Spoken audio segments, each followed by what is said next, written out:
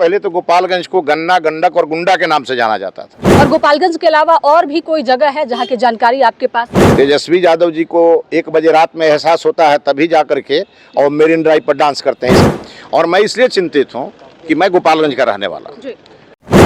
देखिए, 173 लोग अचानक से विदेश से आते हैं गोपालगंज से लौटते हैं नहीं। ये चिंता इस समय बीजेपी विधायक मिथिलेश तिवारी को लगातार सता रहा है। इसको लेकर इन्होंने सवाल भी पूछा है।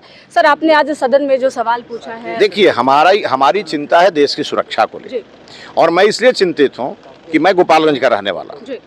वहाँ थावे मंदिर है जहाँ पर हिंदू श्रद्धालु माता का दर्शन करने और उनका आशीर्वाद लेने आते हैं। लेकिन ये कराची से आए, रावलपिंडी से आए, उज्बेकिस्तान से आए, रसिया से आए, आखिर ये क्या करने आए थे?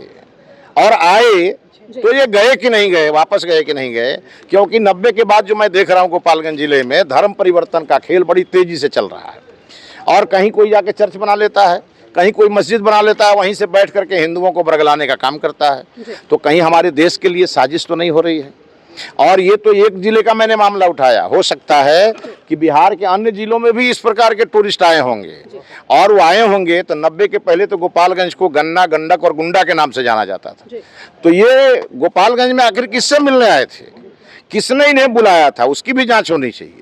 इसको मिलाकर कुल मिला के पॉलिटिकल मुद्दा नहीं है, देश की सुरक्षा के साथ मुद्दा है। इन विषयों पर सरकार का ध्यान आकृष्ट कराना था और आज हमने कराया। और माननीय गृह मंत्री जी ने इसको संज्ञान में लिया और उन्होंने सदन में घोषणा किया कि हम इसको ठीक से दिखवाएंगे, इसकी पूरी जानकारी जुटाएंगे और जानकारी जुटा करके आवश्यकता होगी तो इस पर कोई नीति भी बनाएंगे। सर, गोपालगंज इतना बड़ा टूरिस्ट प्लेस तो है नहीं, आखिरकार यहाँ आने की मंशा क्या रही होगी? और गोपालगंज के अलावा और भी कोई जगह है जहाँ की जानकारी आपके पास? देखिए, अभी फिलहाल मेरे पास गोपालगंज की जानकारी थी, अब पुख्ता जानकारी थी तभी हमने ये सवाल किया। ये सवाल साधारण सवाल नहीं है। और सरकार का जवाब भी आया कि हाँ, वो आए थे 173, गए कि नहीं गए, इसकी वापस गए, उसकी भी जानकारी सरकार दे रही है कि चले गए। और लेकिन उसमें जानकारी में ये लिखा जा रहा है कि पुलिस थानों में एक रजिस्टर होता है जहां वो दस्तखत करते हैं और वापस चले जाते हैं। तो वहां से तो कोई पुलिस वाला उनको लेके एयरपोर्ट चढ़ाने आया नहीं होगा, वो तो दस्तखत किया और खिसक गए। तो दस्तखत करने के बाद भी रह तो नहीं गए, मेरी चिंता ये है। तो उसका कन्फर्मेशन होगा इमिग्रेशन ऑफिस से, जहाँ से वो पासपोर्ट या हवाई जहाज का टिकट लेकर के वापस जाएंगे, तभी तो माना जाएगा कि चले गए। फिर उनको किसने बुलाया, क्यों बुलाया?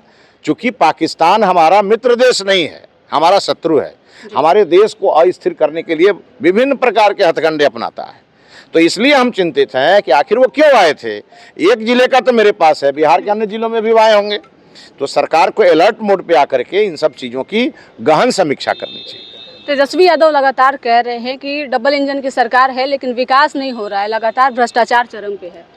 तेजस्वी यादव जी को 1 बजे रात में एहसास होता है, तभी जा करके और मेरिन ड्राइव पर डांस करते हैं। इसके बाद कोई जवाब उनको देने की जरूरत नहीं है। चलिए, हमारे साथ बात करने के लिए मिथिलेश तिवारी थे, जिनसे बातचीत कर रहे थे। लगातार 173 लोग विदेशी जो हैं वो गोपालगंज पहुंचते हैं, इसकी जानकारी इन्होंने दी। आज सदन में जो है इसको लेकर इन्होंने आवाज़ भी उठाई। उनका स्पष्ट तौर पे कहना है कि 173 लोग अगर पाकिस्तान और कराची से गोपालगंज आते हैं तो आखिरकार क्या मंशा होगी, क्या ही धर्म परिवर्तन की बातें तो नहीं है। लगातार आज इन्होंने सदन में सवाल उठाए और गृह मंत्री ने आश्वासन भी दिया है जल्द से जल्द इसको संज्ञान में लिया जाएगा और इस पर कार्रवाई भी की जाएगी। फिलहाल इस खबर में इतना ही। धन्यवाद।